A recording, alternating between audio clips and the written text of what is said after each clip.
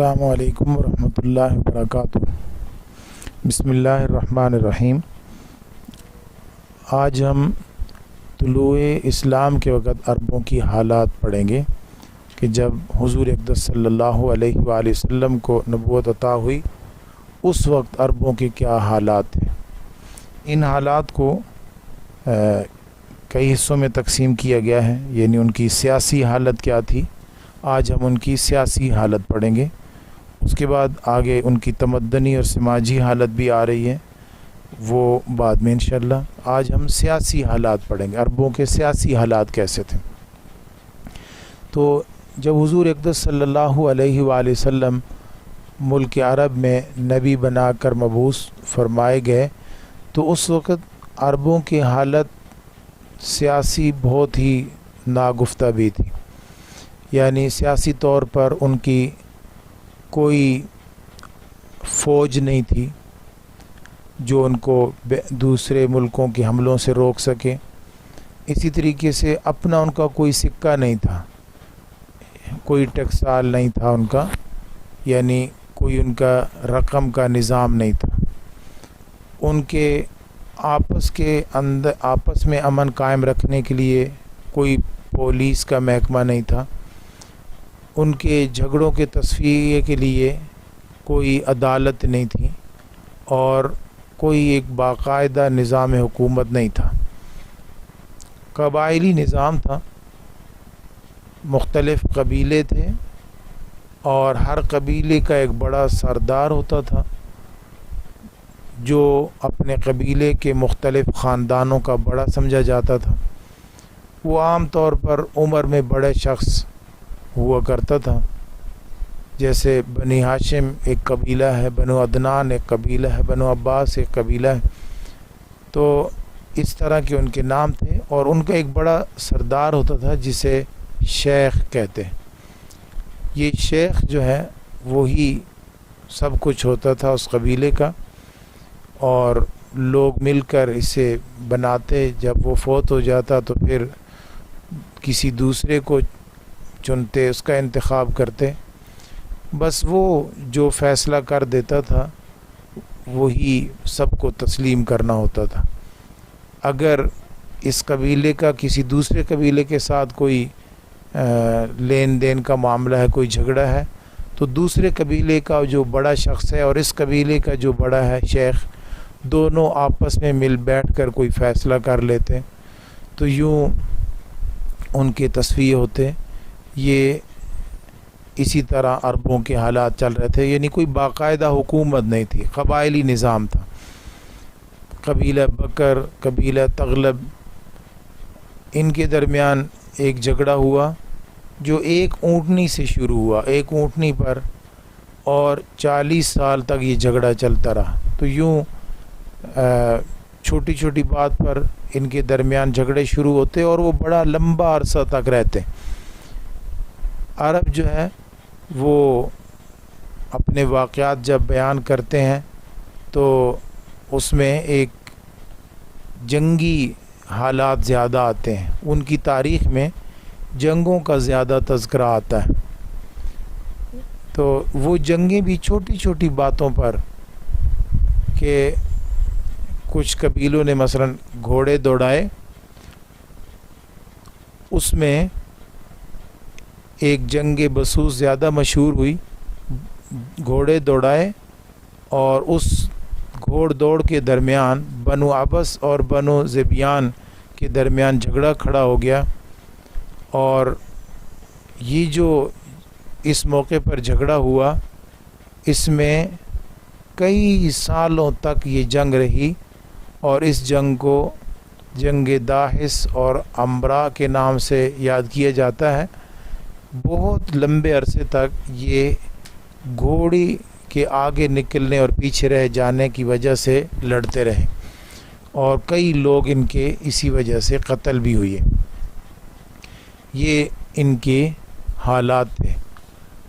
اگر ہم اس کے بعد دیکھیں کہ عربوں کے اندر ادبی میلے، تو ادبی میلے ان کے درمیان بہت ہوتے تھے، جسے ہم آج کل جو ہے وہ مجلس شعراء یا محفل نعت یا محفل شعر کہتے ہیں۔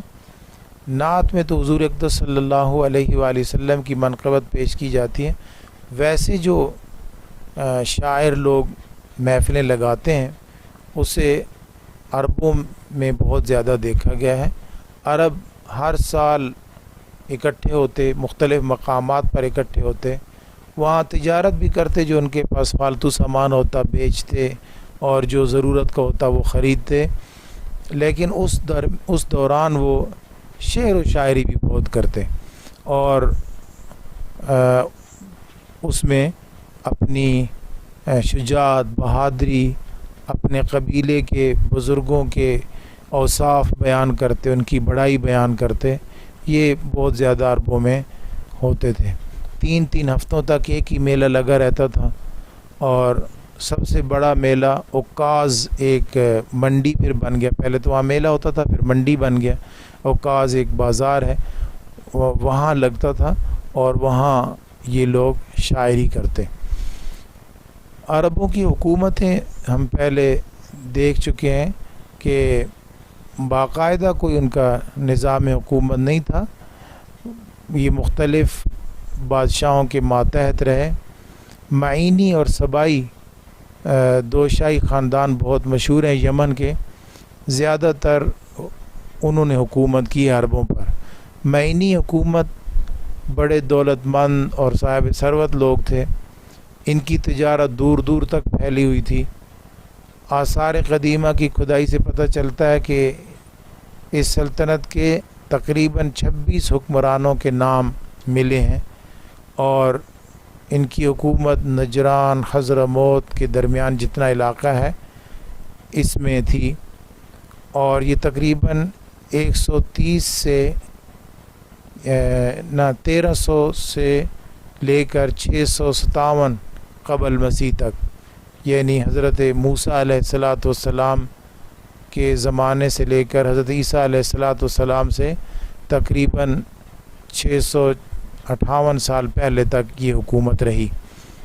اس طریقے سے سبائی حکومت، اس کا تو ذکر قرآن مجید میں بھی آتا ہے، ملکہ سبا، ملکہ بلقیس، اس کی بھی حکومت بہت عرصہ تک رہی، اور یہ تقریباً 115 قبل مسیح تک ان کی حکومت رہی، 950 سے لے کر۔ یہ بھی بہت مشہور حکومت تھی۔ ایک یوسف ذو نواس یہودی بادشاہ نے اس حکومت کو ختم کیا اور وہ ان کا بادشاہ بنا، یوسف ذو نواس۔ اس کا واقعہ بھی قرآن مجید میں ہے، اشارۃ والسماء ذات البروج میں۔ یہ ایک دفعہ روم سے کچھ عیسائی لوگ تبلیغ کے لیے صنعاء آئے، یوسف ذو نواس نے ان لوگوں پر بہت ظلم کیا، بہت بڑی بڑی جگہیں کھود کر ان میں آگ لگا کر تو ان عیسائیوں کو اس میں ڈال دیا۔ تو اس وقت جو ہے وہ اس نے بہت ظلم کیا۔ یہ تقریباً 534 534 بعد مسیح پیش آیا، حضرت عیسیٰ علیہ السلام کے 534 سال بعد، حضور اقدس صلی اللہ علیہ وسلم سے تقریباً 150 سال پہلے یہ واقعہ پیش آیا تھا۔ اسی طریقے سے حبشہ کا ایک سردار تھا اریات، یہ کچھ لوگوں کو لے کر اس نے جو ہے وہ اریات کے امیر ابرہہ تھا، اس نے ابرہہ کو قتل کرنے کی کوشش کی اور خود بادشاہ بن بیٹھا۔ ابرہہ پکا عیسائی تھا اور صنعاء کے علاقے میں اس کی حکومت تھی۔ یہ عیسائی مذہب کی ترویج اور تبلیغ کرتا تھا اور باقی کسی کو برداشت نہیں کرتا تھا۔ خانہ کعبہ پر بھی اس نے حملہ کروایا ہاتھیوں کے ساتھ، اور اس نے یہ حملہ 570 عیسوی میں کروایا خانہ کعبہ میں۔ یہی سال تھا حضور اقدس صلی اللہ علیہ وآلہ وسلم کی پیدائش کا سال، آپ صلی اللہ علیہ وآلہ وسلم اسی سال پیدا ہوئی۔ یہ ابرہہ کا لشکر جو ہے آیا تھا اور اس نے خانہ کعبہ پر حملہ کرنے کی کوشش کی. سورۃ الفیل میں اس کا بھی تذکرہ ہے. ایک غسانی حکومت ہے. غسانی حکومت یہ بھی جو ہے وہ وہیں قائم تھی. یمن کے علاوہ عراق کی سلطنت، ہیرا اور شام کی سرحدوں تک اس کی سرحدیں پھیلی ہوئی تھیں. اس کے حکمران بھی عیسائی تھے. اور پھر یہ حضور اقدس صلی اللہ علیہ وسلم کے زمانے میں بھی غسانی سلطنت قائم رہی. البتہ حضرت عمر فاروق رضی اللہ تعالیٰ عنہ کے زمانے میں یہ ختم ہوئی اور اس کے بعد یہ لوگ مسلمان ہو گئے.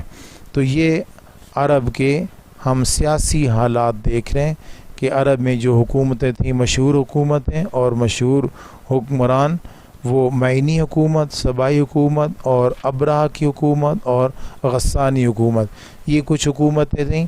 ورنہ اس کے علاوہ جو ہیں وہ تقریباً قبائلی نظام ہی تھا.